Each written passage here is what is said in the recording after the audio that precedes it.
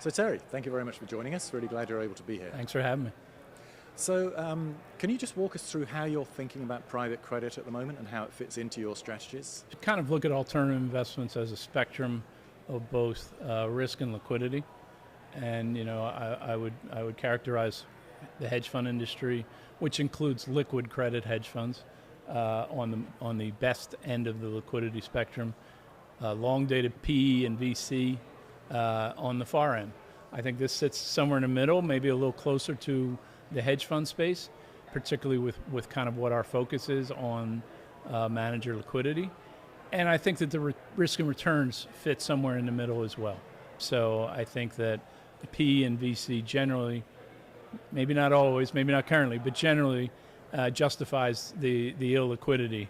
And so you're not going to see those kind of returns here, but you would expect to see returns that can outperform public markets over a cycle, so you are justifying whatever level of illiquidity you take. Yeah. So in terms of liquidity, you're saying it's more towards the higher end in terms of Sure. liquidity. What benefit does that give you in terms of managing your portfolios or your strategies? It's a good question. We just favor structures that we just talked about on our panel, broadly known as evergreen, perpetual, interval funds, tender funds.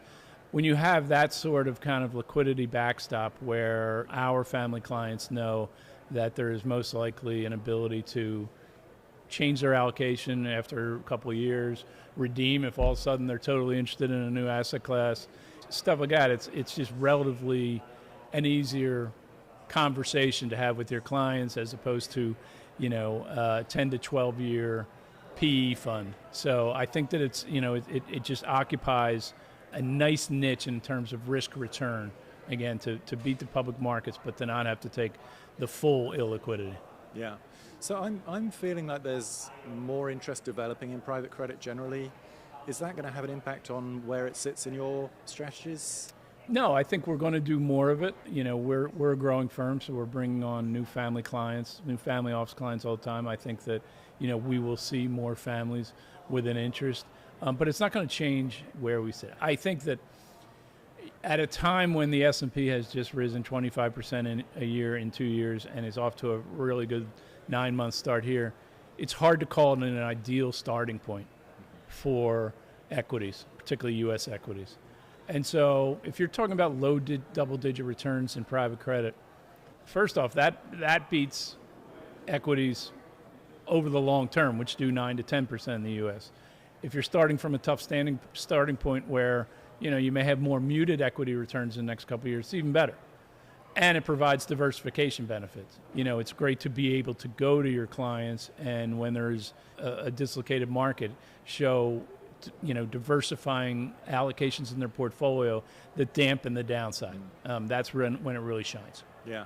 I mean, you're talking about the upside of private credit. Do you have any concerns about it? Maybe too many firms trying to get into the market, that sort of thing? I don't have any concerns about the growth of the market. Some people always ask, is it a bubble? I don't believe it's a bubble. I believe it's essentially our banking system now. And so, I was asked on the panel about projections. I would say in the next couple of years, you will see growth in assets moderate as you have the law of large numbers, but it will continue. Concerns, not a ton. Like I said, not on the bubble conversation. Where you are seeing some reasons for concern would be where there are workouts. They're now called LMEs, liability matching exercises.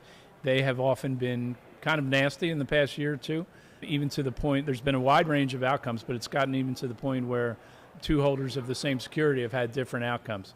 When you have a club deal where you have multiple lenders in the security, you better make sure you're with the right lender.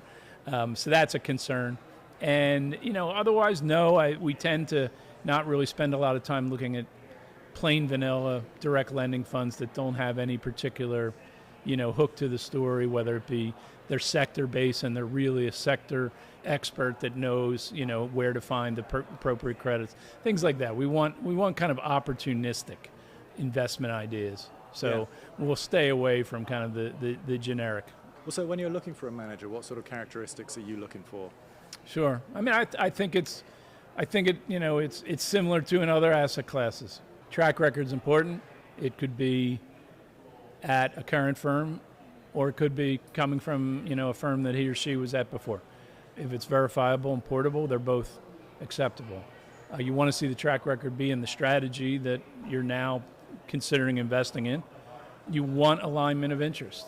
You want your manager to have the bulk of his or her net worth in the fund so that you're able to go to your clients and say, there's alignment of interest here. You are investing alongside this manager.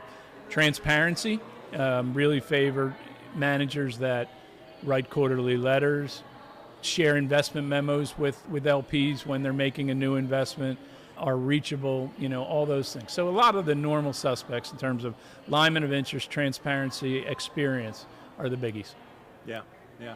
And so, you hinted that you would consider emerging managers. Is that something that you'd be comfortable with? Yes, I would. And I've had, a lot of experience investing with emerging managers across asset classes in my career.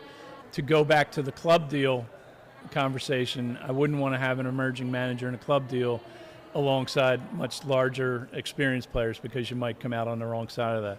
But if you have an emerging manager with a verifiable track record that has put together the appropriate amount of infrastructure at a young stage in the firm's evolution, gives you the other things we talked about, transparency, alignment of interest, and maybe has a niche that they know how to exploit. We're with small managers, not emerging, but they're pretty small. They've been around a while, but they have a very specific playbook that they use. So if you have a tight strategy, you can prove it's repeatable, and you have good visibility into that emerging manager's history and track record. Yeah, I think it's absolutely a consideration. Yeah, great. Well, final question. What's your experience been at the Private Debt Investor Network, or as part of the Private Debt? It's great. I think there's a lot of networking opportunities. There's a lot of people I've seen that I've known through the industry, a lot of new people.